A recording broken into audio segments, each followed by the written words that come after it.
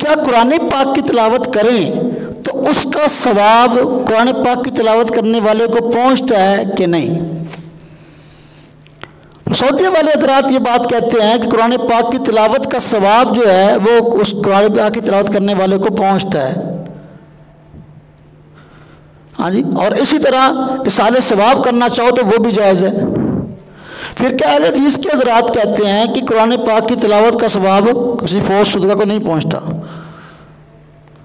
अब देखो, हालांकि मसला ये इसाले सवाब से मुतल्लिक है। अगर कोई बंदा नेकी खुद करे और उसका सवाब भी खुद चाहे तो ये सवाब है। नेकी खुद करे, बदला किसी को मुंतकिल करे, ये साले सवाब है। तो हम कहते हैं अगर सवाब बरहक है तो साले सवाब भी बरहक है। तो अगर सवाब बरहक है, हदीस पाक में आया कि बंदा कुरान पाक की तिलावत करे तो हर हरफ के बाद 10 नेकियां मिलती हैं। अब ये सवाब है, बरहक है। अब अगर ये सवाब किसी अपने दोस्त को, अजीज़ को, रिश्तेदार को वो अपना मुंतकिल करना चाहे तो ये साले सवाब जायज़ है, खा वो जिंदा हो या फौशदा हो, तो उसके लिए साले सवाब जायज़ है।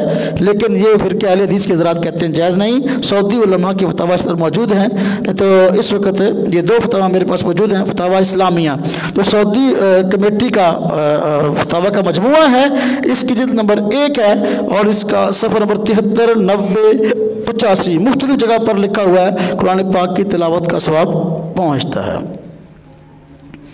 इस तरह ये फतावा हैं मारूफ हमले सऊदी नजदी आलिम शेख अब्दुल्ला बिन अब्दुर्रहमान अबाबुतैन, उनके फतावा का मजमुआ है, उनके फतावा का मजमुआ है।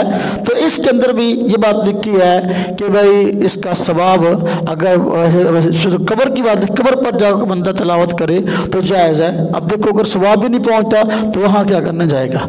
बाहर क्या, हम नहीं कहते भी कब्र पर जाकर कुरान पाक पढ़ना लाजिम है, लेकिन अगर कोई बंदा घर में या कब्र पर कहीं भी जाकर कुरान पाक की तिलावत करे, उसका सवाब बख्शे फौशदा को, तो इसमें कोई हर्ज नहीं। सऊदिया वाले हज़रात भी कहते हैं। तो लिहाजा गैर मुक़ल्लिद हज़रात इसके इख्तिलाफ़ करते हैं और ये मसला इनका गलत है।